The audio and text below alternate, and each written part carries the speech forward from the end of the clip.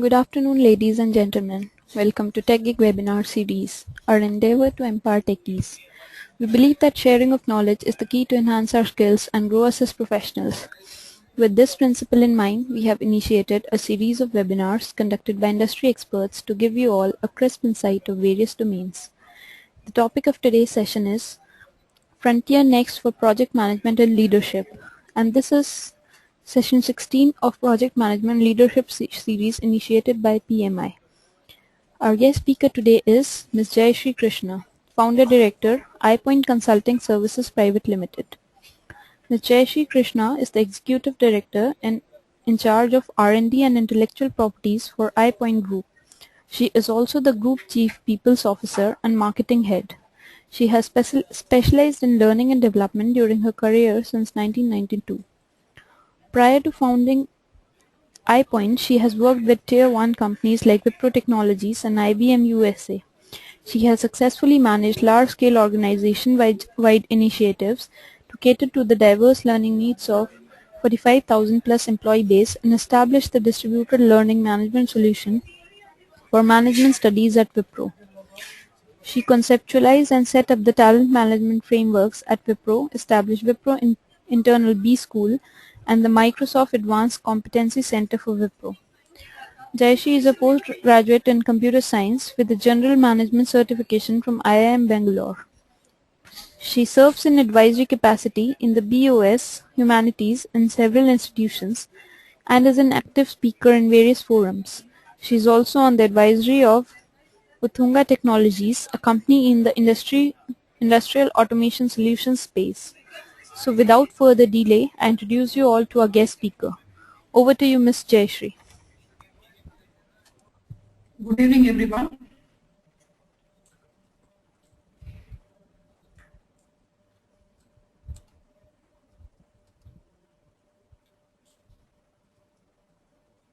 And thank you for the introduction.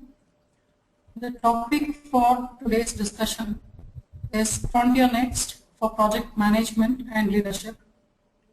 This is a collection of my observation and personal experiences and the experience of my colleagues at iPoint.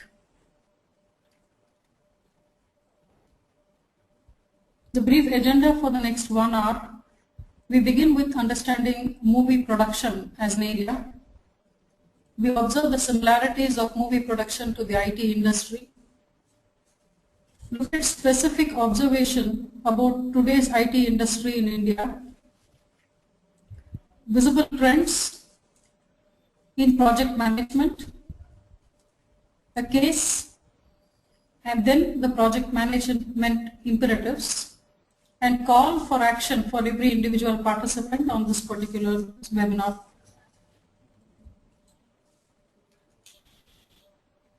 As I look through the topic for the day,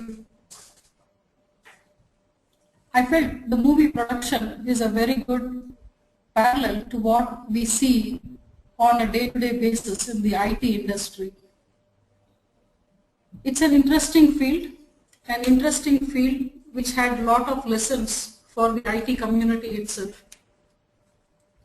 While the industry is around making a movie from a story or an idea, a close observation of this industry gets us to see a lot of similarities between the movie production and the IT projects.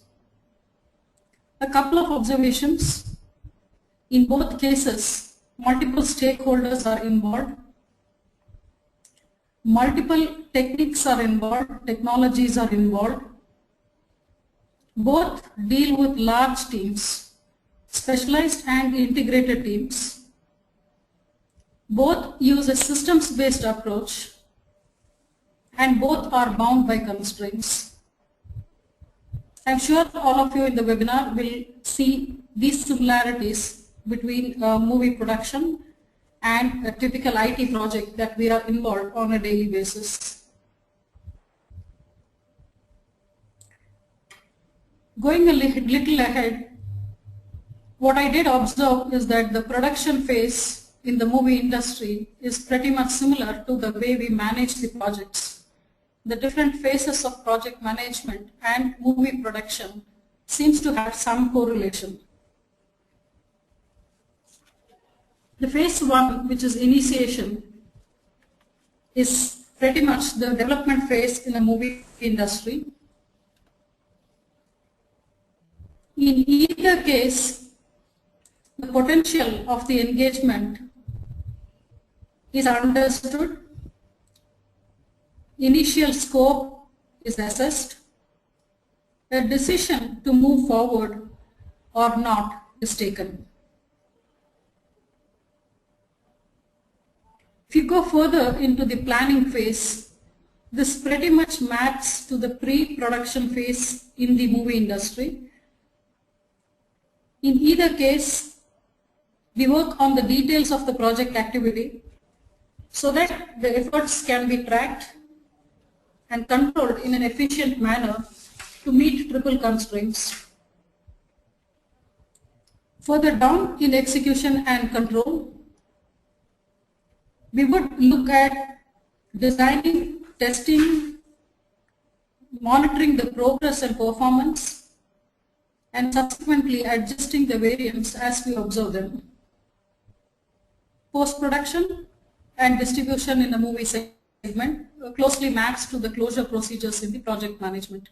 So the industry, the movie production industry and the IT industry seems to have quite a bit of resemblance in the way things are executed. While this whole thing looks so very simple, a closer look at the movie industry reveals that while similarities exist, there are huge complexities involved.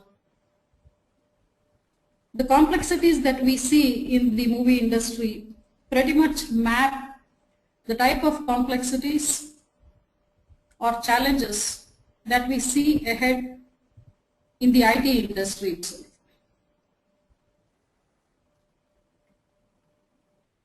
Quick observations about today's IT industry.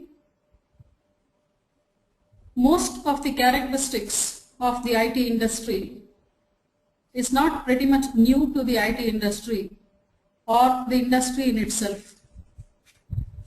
When I look through the history, when I look through the evolution, quite a bit of this is a derivative from different other industry segments. I'm fond of movie watching, I'm fond of watching Discovery Channel. So when I look at a couple of specific shows in the Discovery Channel, a specific show called Megastructures comes to my mind. Every time I see that show, I get to see project management in action. Irrespective of the industry segment, be it aero, auto, defense, construction, movie making, pretty much everything runs complex projects. Specifically, if you look at IT industry, a lot of what is put together as processes, systems in the IT industry is a derivative from each of these segments. Dates back to 1950s. Specifically, today's IT industry is more inward focused. It's tactical. It's perceived tactically. Inward focused because there is a definition and pretty much everything is done around that definition. The requirements are frozen and rest everything is in-house with the company which is trying to implement the project. So except for the requirement spec, pretty much everything is controlled and managed inside within the organization. Tactically perceived because you're looking at the here and now and not looking at the long term from an enterprise standpoint. A disclaimer at this stage, I'm not referring to every company in general, but my observation by and large in the IT industry. Most organizations have good systems in place, processes in place, but still seem to seemingly have three cultural traits. Many projects rely on heroes, people who can do the best in a particular field, people who are either domain experts, people who are either technology experts, people who are either process experts. So while an organization claims itself to be level 5 CMMI or level X, whatever process compliance, there is a lot of dependency in each of the project when you go deep dive on specific heroes. So as a project gets identified, as a project gets launched, the fight for the heroes begin. So you try to pick heroes from a different project, move them into this, try to get the right guys at the right time, or you may succeed or you may not succeed. But culturally, that's something that is visible in most of these IT projects. The second cultural trait is the overtime work ethics. No matter what estimations are done, no matter whatever planning is done, there seems to be a culture of overtime work. I know of projects who stretch for about 16 hours in a day, 18 hours in a day. And this seems to be a cultural trait in quite a few of the Indian IT companies. The third cultural trait which I noticed is that by and large, the due date orientation is pretty much out there.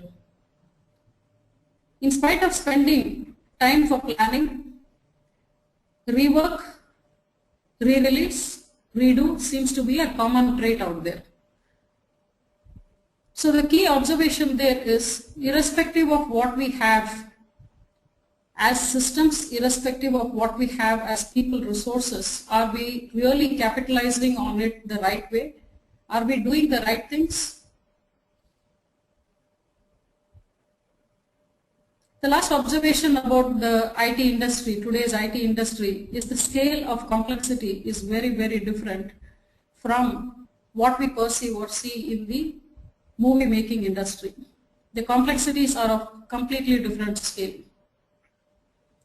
While you look at the IT project, the way the projects are defined, between the start or the conception or the initiation of the project to completion, the type of complexities involved, the type of stakeholders involved, the game is completely different when you compare to a movie industry. A deeper insight into the movie industry reveals that the initiation stage itself brings in a lot of complexity. During initiation, a movie industry has to not only assess or understand what is currently existing in their portfolio and pick the right set of things which can create the similar effect of the past. They have to ensure that the ideas are cleaned up, the required rights are bought, they have to convince the stakeholders for funding, and that's when the process actually begins. So that's the complexity. If you look at the nature of the complexity there, every time a new movie production begins, the scale is very different. The type of activities in the initiation are far too different from that of an IT project. Seemingly more, the cycles of rework, revision, release is not prevalent, so much so as in the IT industry.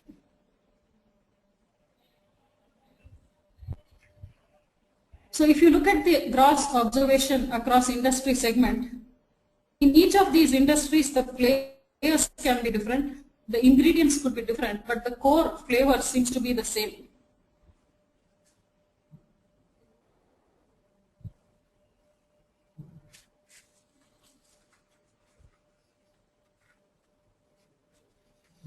IT is evolving. Visible trends out there. I had the privilege of working with one of the key players in IT in India, as well as one of the largest or the well understood player in the global market. IBM is a company that I admire. I characterize IBM as a company with a full range of capability, as a company culturally best in collaboration. I've never seen deals which which go through trouble, okay, especially when there is a multi-vendor situation or things like that, as much as it could go in an Indian context. They are best in collaboration. They're very good and have understood the game of the multi-vendor option. So they understand truly in the concept of collaboration. So a couple of the observations which I have documented here and in the next couple of slides is my observation of the world's best player in this space and the world's leading player in the Indian IT context. The visible trend one is today's project management is pretty much based on the triple constraint. So everybody is trying to manage a project within the triple constraint. The future is a client-centric project management. The project management activities will go beyond the regular scheme of definition of project management work, because you do not have much of an option but to ensure high degree of business alignment, high degree of benefits for your customer, high degree of satisfaction for your customer organization. So this client-centric project management will outpace the triple constraint, while the triple constraints will continue to be the base requirement. The client centricity will outpace this whole thing. Look at it from some of the specific dimensions. Let's take the first dimension, the stakeholder dimension. In the current definition of IT, predominantly stakeholders are inward. When I say inward, the stakeholders are pretty much the project related teams involved in resourcing the project, the monitoring teams locally, and the leadership team internally. So this is pretty much the scope of the current IT projects in terms of the type of stakeholders that they deal with. If you look at what is evolving, the visible trend out there, it is shifting from an inward focus to an outward focus. So there's going to be a combination of managing stakeholders inside as well as stakeholders outside. So let's look at who could be possible stakeholders in this particular context. If you look at upward, there is a board that you are answerable to. There's a sponsorship team, process owners. If you look at the external world, you have the customer, the stakeholder, the government and regulatory bodies.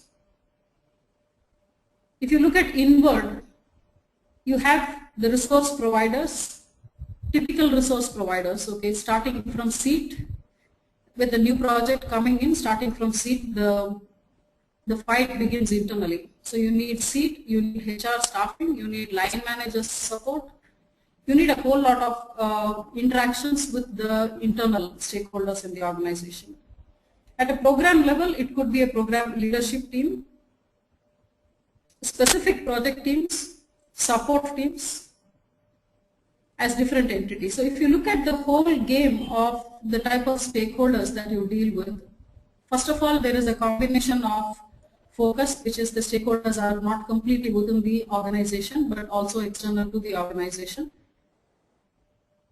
There's a fair balance between people inside and external in terms of the number of stakeholders that you have to deal with. Let's look at the second dimension, the outcome. So we said a couple of minutes back that the requirements is something that has to be frozen, and once the requirements are frozen, pretty much the rest of the things are within the control of the organization that you represent. The outcome in the evolving IT scenario will be much aligned to the business strategy. So the projects will have to do a lot more of the benefits management.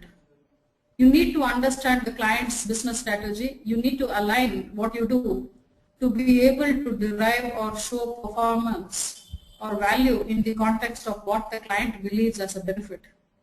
That is where the IT world seems to be heading. The business side of business and the technology side of the business are going to be closely integrated. So if you look at the clear shift, while today's IT requirements were dictated by what we call the decibel and the density law. Decibel is somebody who can yell loudly, so if I yell loudly, then my project has to get attended. Density principle is that if I can throw more weight, then my project needs attention. So this approach is very different than the approach of trying to understand the business side of business and the technology side of the business and trying to marry both of them together to achieve a business outcome or to align to a business strategy.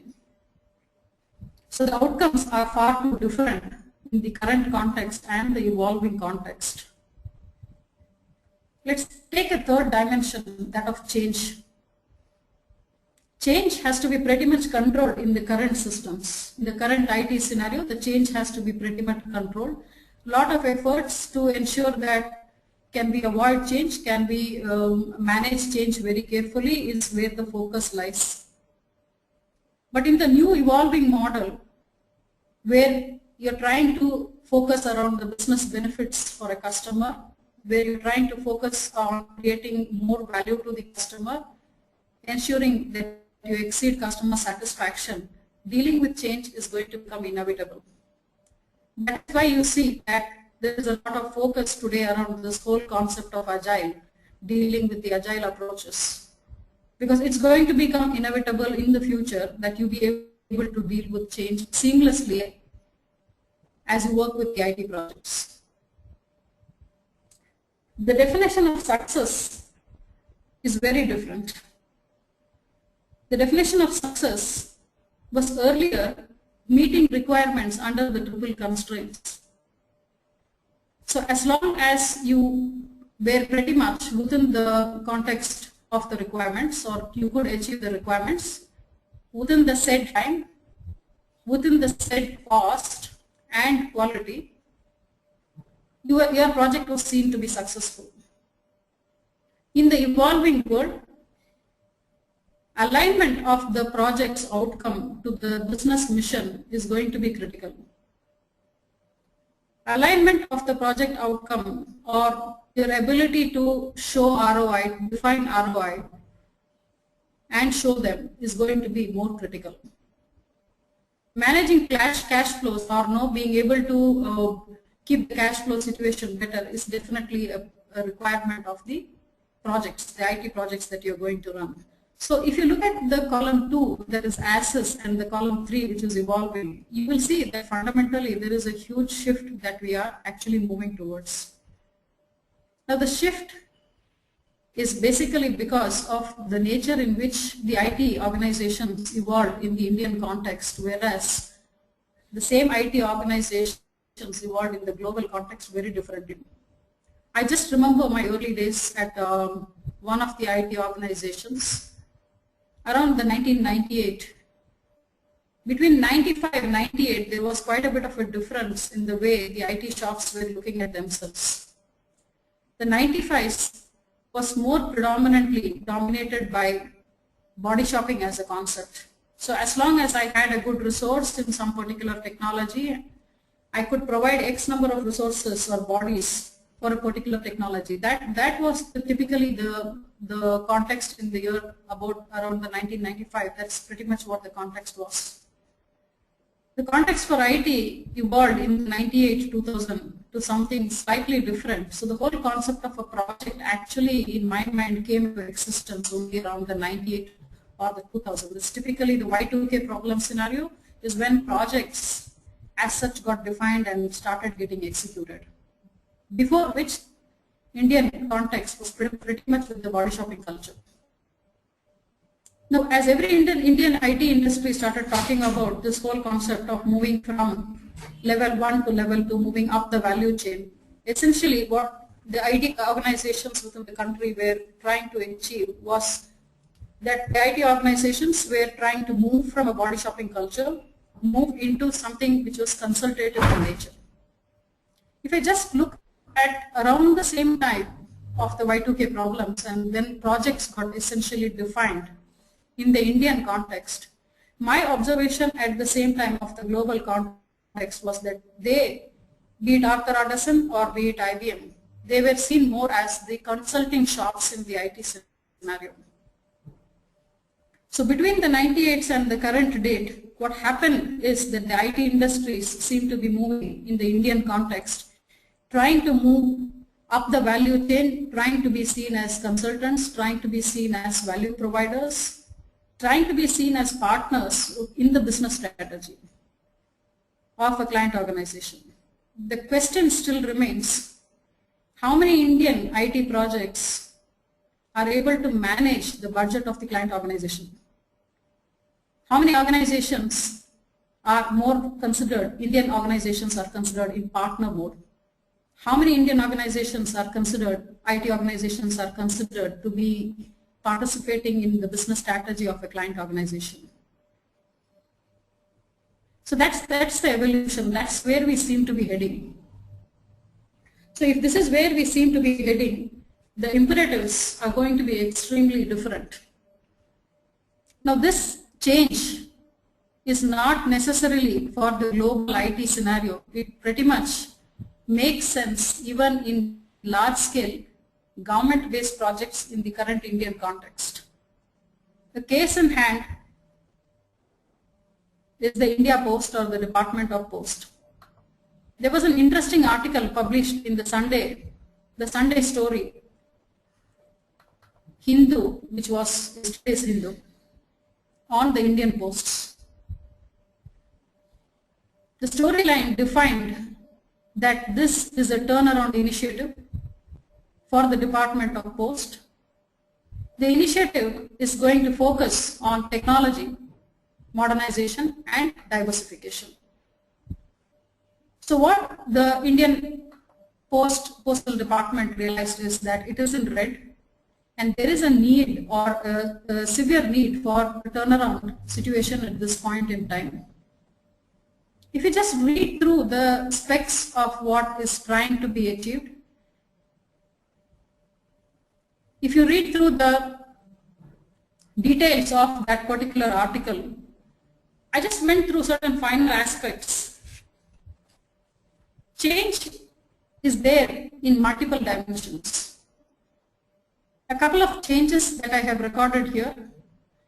There is a need for a change in the financial model. They want to relook at the financial model to lower the operational cost. They want to use a completely different approach, which is the franchisee-based outlets, to cover a much larger physical or geographical area.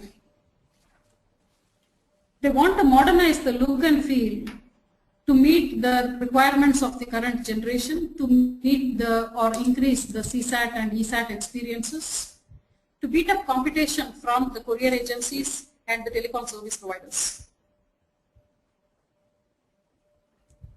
Their core bread and butter is the mail operations. Today, their mail operations seems to be requiring a streamlining all over again. Now, if you look at, interestingly, the Pan-India network has to be established to support future applications. These networks are to be established to enhance accountability, enhance productivity, and support future applications.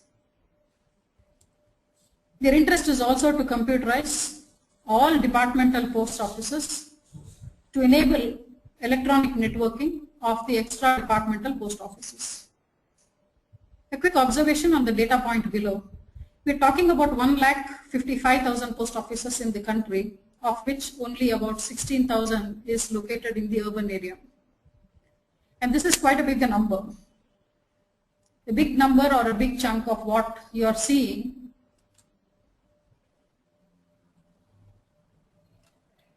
a very small number is in the urban side, whereas the bigger number is in the rural area. Now this brings in its own set of complexities.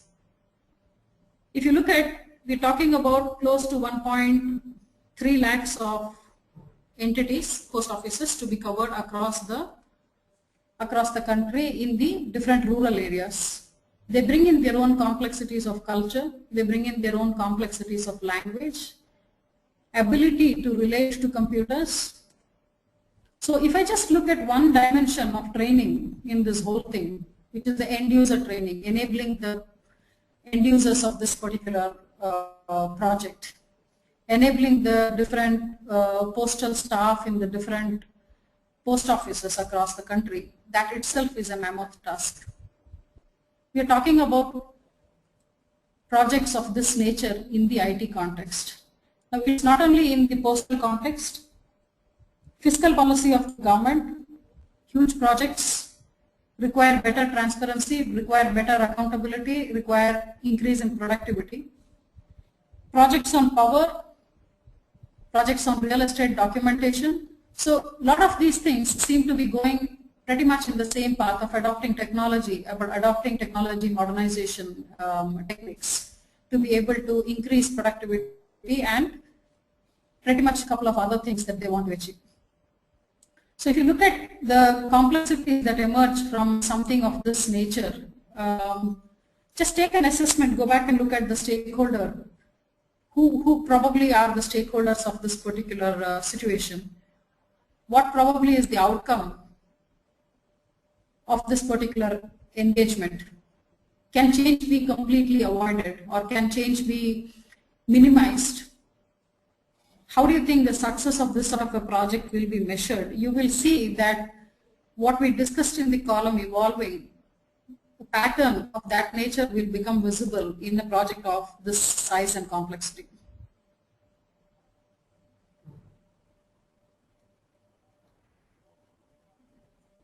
So what would be the project management imperatives if this be the nature of the projects that we are trying to deal with in current scenarios? What could be the imperatives, project management imperatives? The first and foremost, program management will be the de facto. We will have not much of a choice but to move away from project management into program management to be able to handle such large scale project. Now by moving into something like program management, or if this becomes a de facto, that internally has a lot of other repercussions. The program management resources or people who can do program management, there is sufficient shortage or short supply of these resources. While some of them qualify or have qualifications to do these roles, they are unable to transfer their learning achieved through these qualifications to the workplace. So to remove the resource shortage or short supply of resources, learning transfers will become the new mantra. You will have to assist your employees, you will have to have assistance to be able to transfer whatever you have learned to the workplace scenarios. Coaching and mentoring individuals will become extremely critical.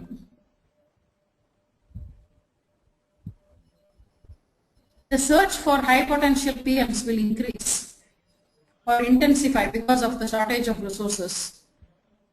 And therefore, a lot of specific approaches to assess an individual, okay, understand what his current potential is, okay, develop him to whatever is required is going to become more critical. So from a learning and development standpoint, a lot of new learning and development structured initiatives will become visible for the program management area. Such structured mechanisms of assessment, structured mechanisms of getting people certified is pretty much available for the project managers community. Is not so much so available for the program manager community, and is not widely accepted at the moment as I am speaking to you, that program management community. But the future will lie in gearing up our project managers to the program managers, to become program managers. So a lot of times what I am foreseeing is that coaching, mentoring pretty much one-on-one at an individual level is going to become extremely critical. To be able to coach and mentor, you will have to understand or assess the person's current level. So from project manager side, the willingness to go through such an intervention will become more critical. From an organization side, the willingness to do or invest on one-on-one interventions will become a lot more. Take a HR angle to this whole thing.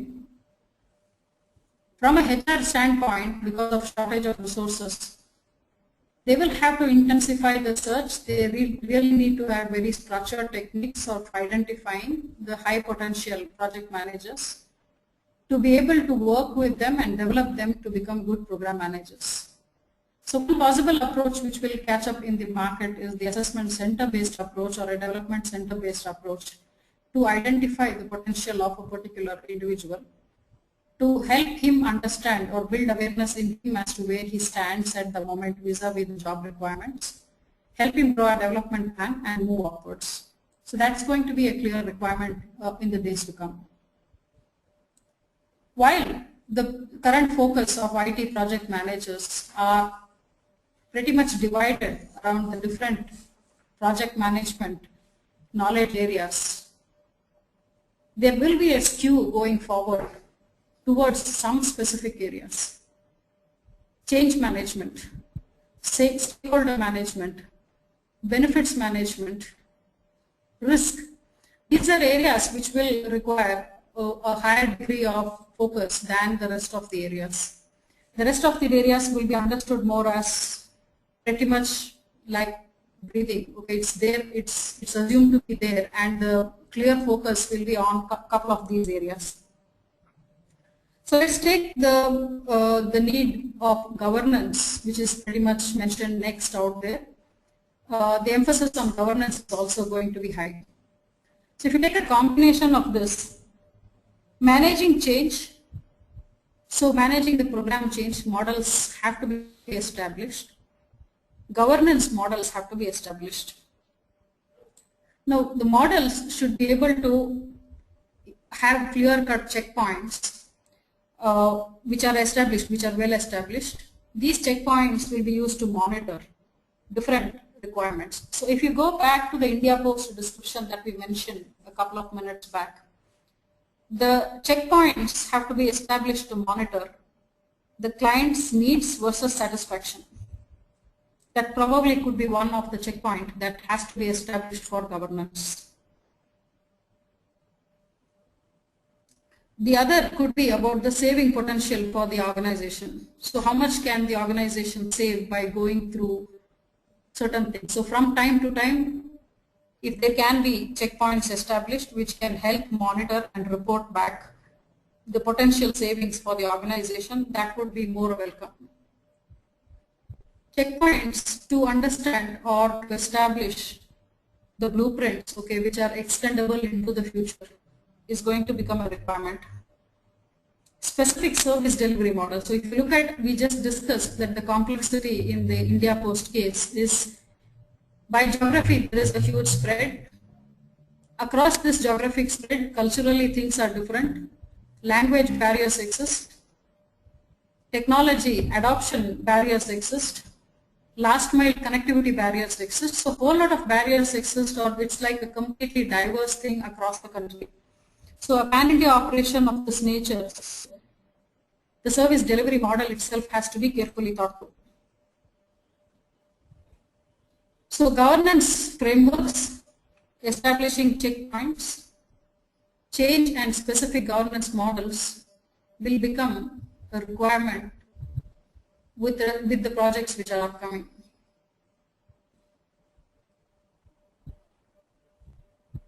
The emphasis on collaboration will be like never before. We are moving away. For a moment, let me just park this topic and move away from this topic to the Covey's model. When I was reading this book on 7 Habits, the one biggest observation or the one biggest learning that I had is that in today's world, you move from a dependency situation to an independent situation and then move to an interdependent situation. So initially, unless dependencies exist, the equations do not get established. From dependency moving to an independent, interdependent scenario is a completely different game. So even in an IT context, this being independent, okay, each project being in silos, each project knowing their own strengths and each individual resource within the project knowing their own strength, would subsequently yield to a collaborative scenario where you really have to establish those interdependency channels, and then the projects will become a lot more successful. Because today you do not have a choice, and if you just go back to the case at hand, which is the India Post, people who provide hardware will be far-fetched in that particular game because of the sheer size of the volume out there. Same to do with any of the hardware components. Implementation partners across the country could be multiple. So there is this need for collaboration which will be like never before. So be it virtual collaboration, be it direct collaboration, the need for collaborative tools will become significantly important in the current game. The other important thing which is likely to happen is the shift to a portfolio approach. Now, when I look through the movie production industry, which we earlier discussed, the one good observation I had about this industry is like in the case of an IT project where you do a postmortem report at the end of the IT project. Once a movie is released, once a movie hits the box office and fades out at a later date, a lot of analysis is done by the production house. They try to understand the properties which will ensure long shelf life, which will ensure repeat customers. So they identify the properties of what they have currently done to make or to create something which is going to be much powerful into the future. This is a very important learning that the IT industry should also adopt. Some efforts in that direction are already on, but a lot more focus should be there in terms of managing the application portfolio approach. So what necessarily an organization needs to do is to understand their current portfolio at an enterprise level, understand what properties are available, understand what strengths and weaknesses are available, so that you are able to stitch things together at an enterprise level to maximize the benefit for a client organization. So that sort of an approach is likely to happen provided. So the system of postmortem analysis, recording a postmortem report is pretty much out there. But then actually understanding it at a core level, identifying the properties, formally, systematically recording it, reporting it, using the right data, making it available to the right set of audience is a completely different game. So there is going to be a clear shift to this particular portfolio-based approach. Application portfolios, understanding them, going deep dive to understand what can make or create future success, how do you expand the existing blueprints, a whole lot of those things will seemingly gain importance in the days to come. Starting from a simple software development lifecycle, the waterfall model, today we have moved far away from the waterfall model to an agile sort of a setup. Now the agile actually appears because of the need of need or the importance of change becoming more and more in the current IT context. In the new models to come, agile will blend with waterfall to create a new hybrid model or a hybrid approach to deal with project management. So as I said, the program management is going to be the de facto, and a whole lot of things at the project management side will change. The current way of doing project management is likely to change to be address the requirements of program management.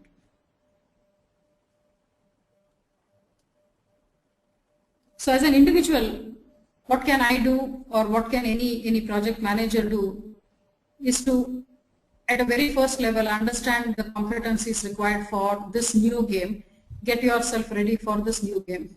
So the core requirement is to build an entrepreneurial mindset, The moment you are able to see yourself as an entrepreneur in this context, then a lot of things will change.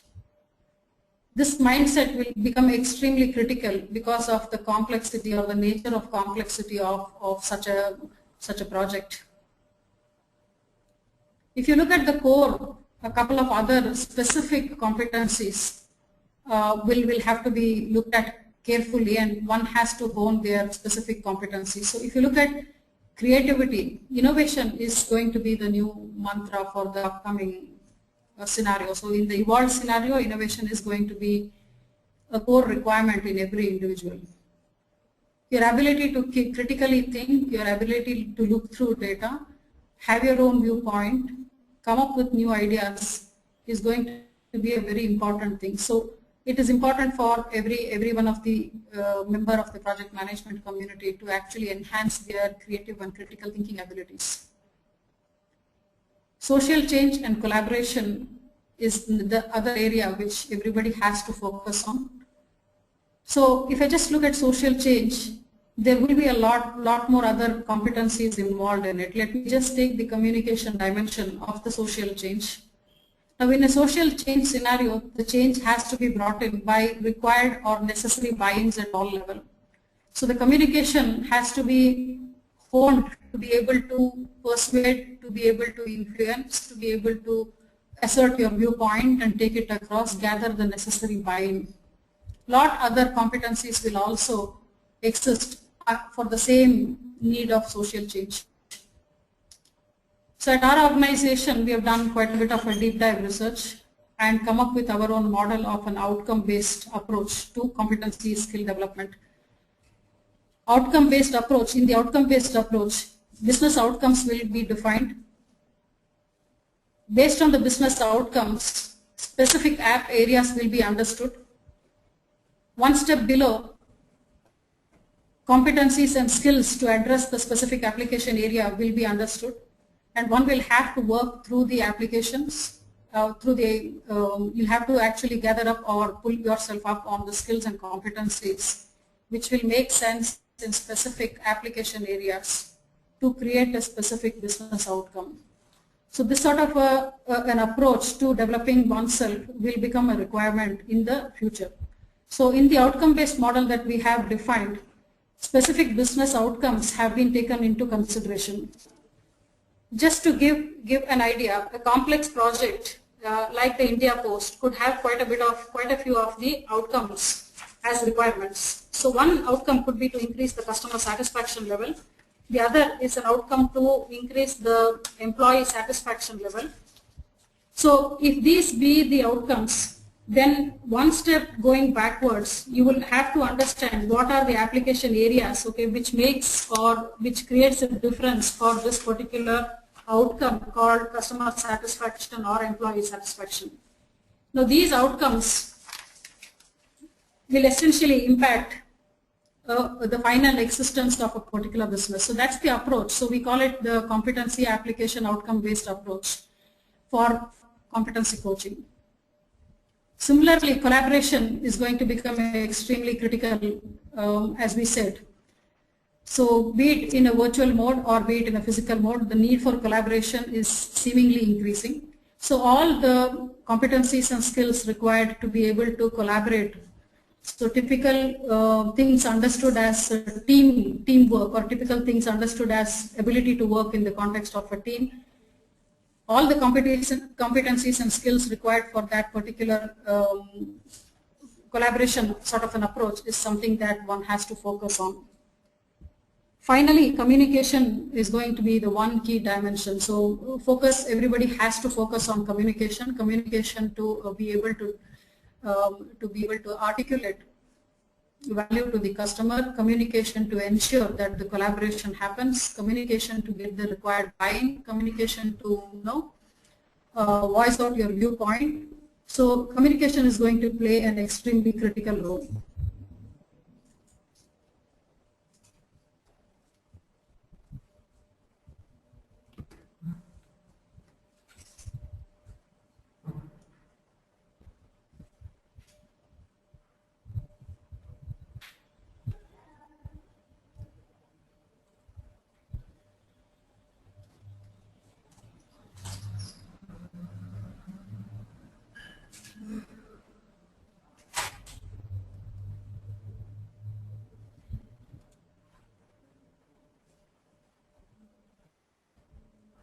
I'm open to questions now.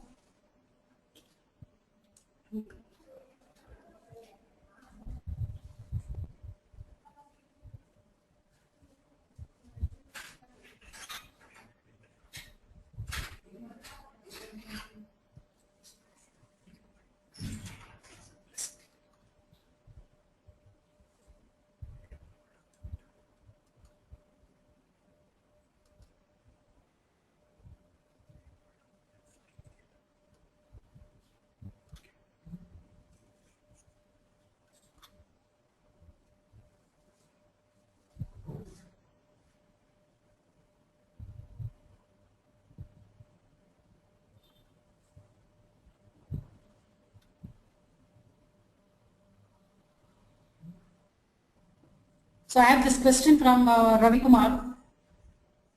Is Agile methodology fit for all kinds of project?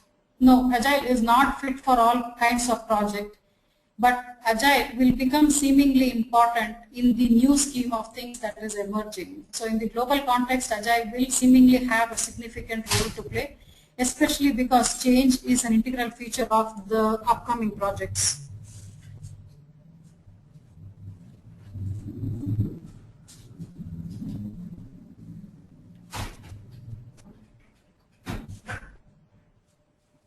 The other question here is, in most of the IT companies, the projects are driven by technology people rather than driving by the business people. Do you think this is one of the reasons for the failure of the IT project?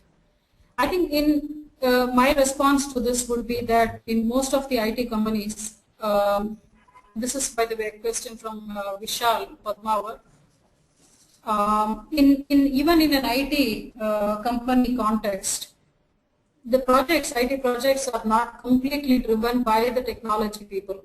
If you look at most of the leading IT organizations, even if a technical resource has graduated to handle an IT project, there is quite a bit of the inputs given to the person on the general management area and specifically on the project management area. People are well exposed to the processes and the systems existing in the organization. So not many IT companies would support people without giving them sufficient exposure, would not release such people to take up the IT projects. So I wouldn't think that this is one of the reasons for the project failures. The bigger challenge in that context might be, can they see the business requirement? Can they see how to integrate the business part of IT to the actual business itself? If the failure is at that level, then probably the chances are yes.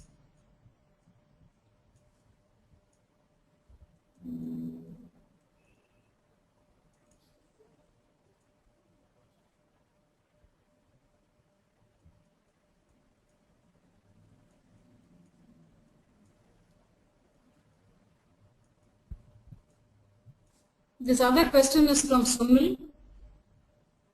The question is, do you feel answer to the most of the challenging scenarios would be adoption of Agile methodology, specifically Scrum framework adoption for all application development areas? Scrum definitely is the methodology for Agile project management. It will be applicable for projects where the requirements become available to you as you start developing the application. So it's more going to be an iterative scenario. It's more going to be adopted. It will be adopted only on a need basis. So it's not an answer for every single challenging scenario out there.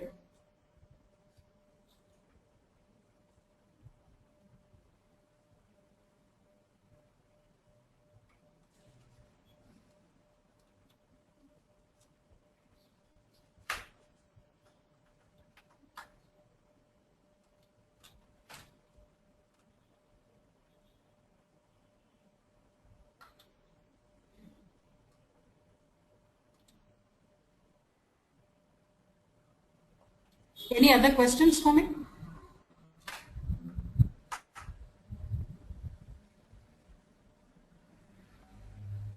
Do you have a few more questions?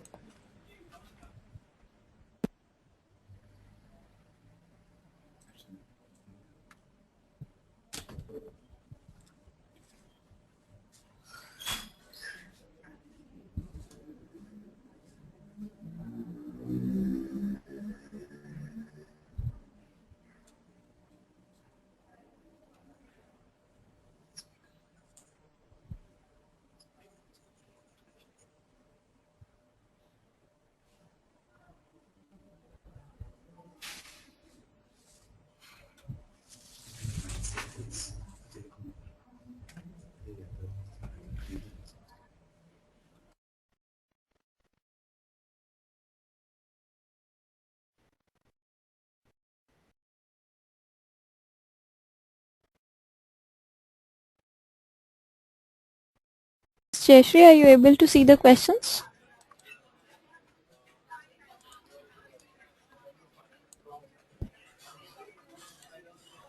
Yeah, I can.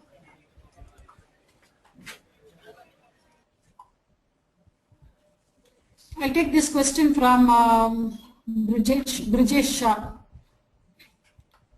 What is the importance of PMO? Is the PMO role better than the project manager role in the future? To me, it looks like the PMO's role will be basically to support in control and working on variances. The PMO role will be to support the program manager to be able to take certain decisions. So in the current scheme of things, the way I see is that the PMO will have a significant role. So if there is a board which is managing the program, the components which will get attached to the board will be two entities. So if you just visualize on the top of the tree an entity called the program board, you will see a program manager, you will also see a PMO office as the two components reporting into the board.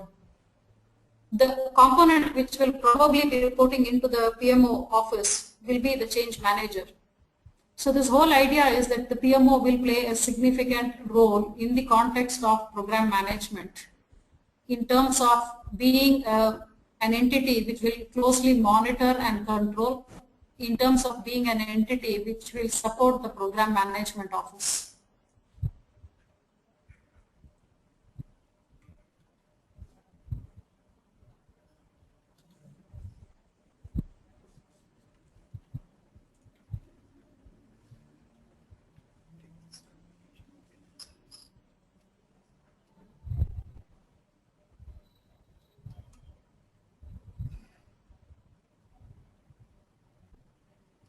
I'm taking a question from Ajay Yadav. Could you please explain about social change and collaboration again? Now, change, as we said, is going to be inevitable in the new scheme of things. With change, especially when we say social change, what we are referring to is your ability to get buy-in from the necessary stakeholders in the system, okay, for a change initiative. So the role that you would play as a program manager is more or less the role of what you call a transformation agent or a change agent. So there is a change, and then you need to drive the change by getting the required buy-in, by ensuring that the right stakeholders are got into the process. On the collaboration front, what we are talking about is that the more the complexity increases, the higher the levels of collaboration or the higher the degree of collaboration. So if you just take the case at hand that was mentioned, you will have to now collaborate, for example, for the hardware requirements. You will have to collaborate for user training. You will have to collaborate for ICT implementation. You will have to collaborate for implementing the last leg or the last mile in the network. So collaboration is going to be critical. It's not that collaboration was not existent in the current IT scenarios, but it was limited in scope because your collaboration was basically interdepartmental. Your need was to ensure that within your organization, the agencies or the entities which are supporting the project, technically and non-technically, those were the key entities that you had to collaborate with. But in the new scheme of things, it could be completely complex in nature.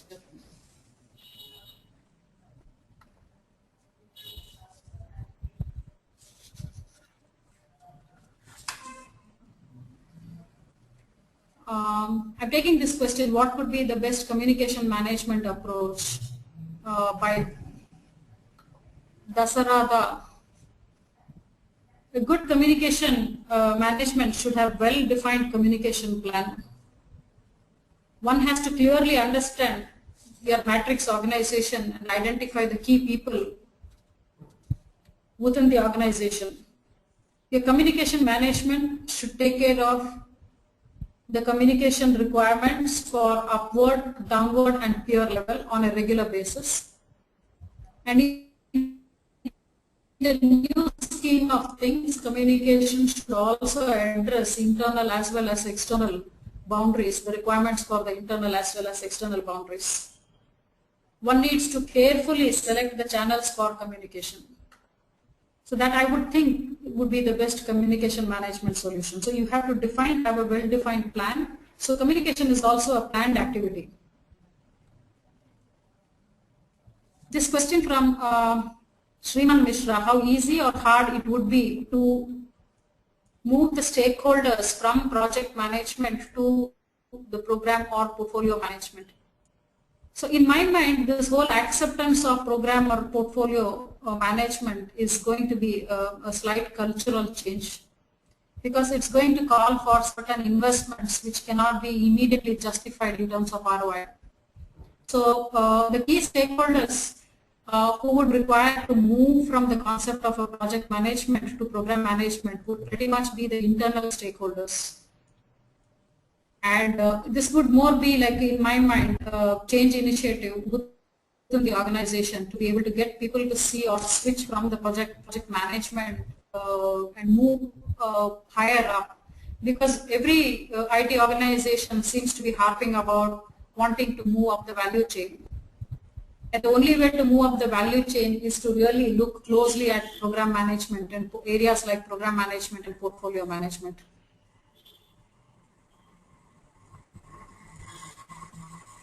And taking this question from Bhaskar, one of the challenges that we face from the PMO team is having business acumen and priorities. A well-defined PMO team is essentially serving the purpose of closely monitoring and reporting at the right time so that there are no surprises at the end. That's the core requirement of the existence of a PMO team. Having business acumen and understanding business priorities is definitely crucial to the PMO team. There is no doubt about it. If your question is that the PMO team does not have the required business acumen and priorities, I think considerable amount of time has to be spent with them to get the right people into the PMO team.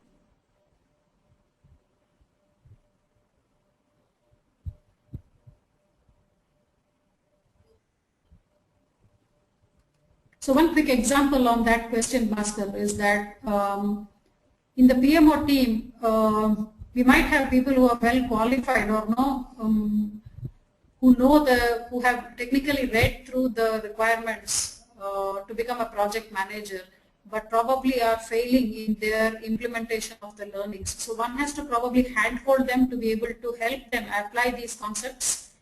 Such people probably are not completely ready to take up the roles within the PMO team.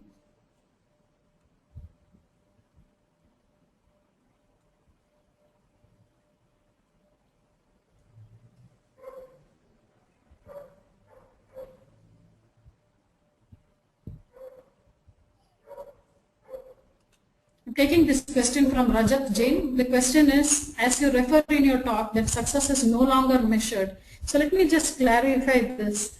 As I was talking from an as-is to the situation which is evolving, I'm not saying that the existing measures will stop.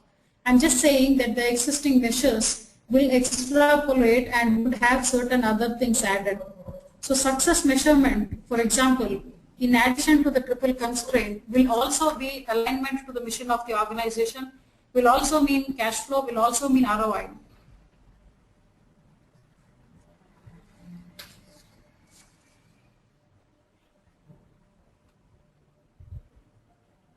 This question from Deepak, the difference between Agile and Scrum. Agile is more an iterative approach to project management. Scrum is a specific type of an Agile approach. So the other, it's a framework.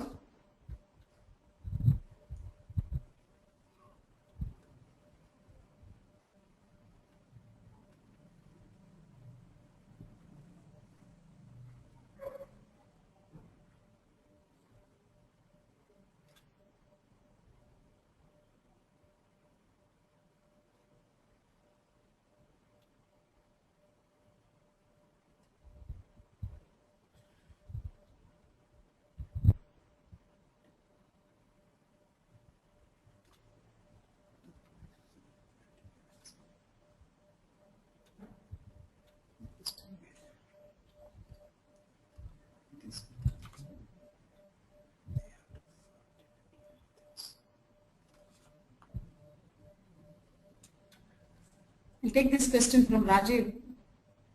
I agree to the points you mentioned to the successful project life cycle, but at the same time, it's difficult to put innovation and critical thinking into project to make the project client-centric and successful, keeping in view of client's business strategy. So what's the way to put innovation and out-of-box thinking in project execution? Now, when I said I'm talking about the overall scheme of the project, innovation is going to be the key requirement, especially because if the change is going to be much more, if there's going to be a higher degree of change, okay, understanding the current data points in the system, critically looking through it, analyzing it, thinking differently, and creating solutions is going to be the way or the order for the new generation project management.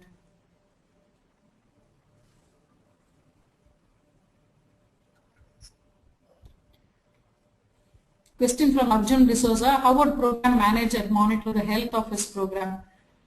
There is a clear requirement to establish good governance models. Governance models will essentially help you understand or help a program manager understand or monitor the health of his program.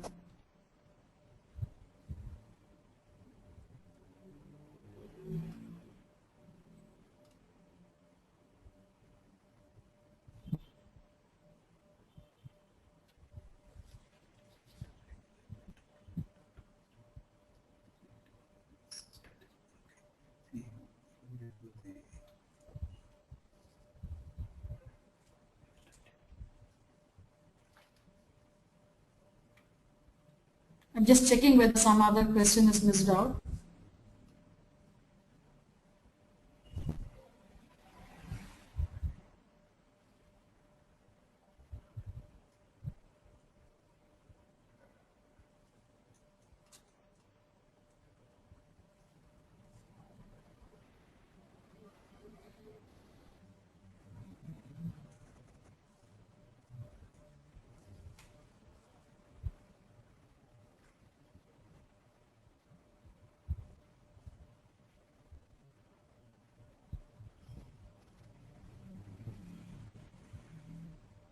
Kumar, what is the success rate using as an agile approach? Frankly, I don't have any specific answers for that right now.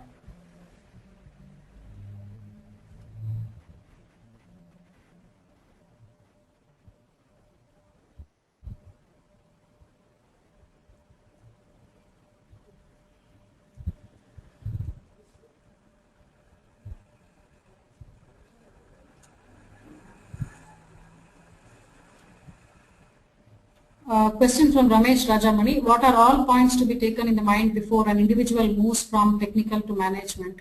I think the core requirement for the individual is to really check his appetite for getting into management roles. One has to do a self-check, understand who you are as a person, okay, what is your appetite for, what is your long-term agenda in life, and that would give you a clear insight as to whether being hardcore technical guy would give you a lot more satisfaction at work than being a managerial guy. So I think that's the first check that every individual should do, irrespective of whether the role ahead looks lucrative or not. One needs to check whether you are ready for it or you want to do that. Because I know of great guys in the IBM world who retired to be good program managers. On the other side, I also know that there are great guys who have lived their entire life just as a technical guy, hardcore programmers till the last day at IBM. So there's nothing about a right and wrong choice. It's about whether you have the appetite for doing management or technical role. What is it that gives you good job satisfaction is what I would ideally look for.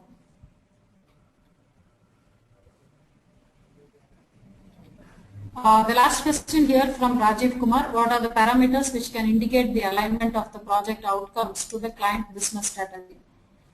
There's no generic set of parameters that I would say, but the first and foremost thing for one to understand is what is the client's business strategy. That's the first step. What are the goals and visions of the organization, of the client organization?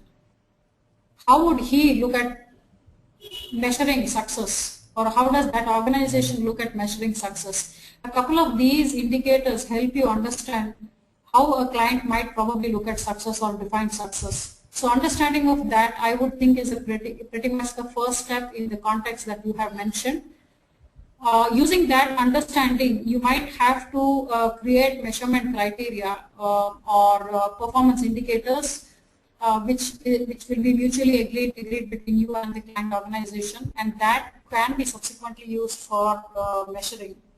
Typical ROI on the project investment is the very generalized parameter which any client would ideally look at, because I'm putting my money, I want to see how much I'm going to get out of this investment. Is like a standard requirement, but the rest I would think is more culturally to do with the client organization, what the organization believes in and what do they see as success. Gross other indicator could be the type of the industry segment. So what a knowledge industry would look at versus what a services industry looks at might be far too different. The knowledge industry might look at number of knowledge assets as a clear outcome, whereas services industry might look at financial outcomes as more critical. So that's where I said I think the understanding of the domain of the client organization, understanding of what success means to their world of business is a critical factor to decide which parameters can be used for mutually understanding success of this particular project. There are no more questions here?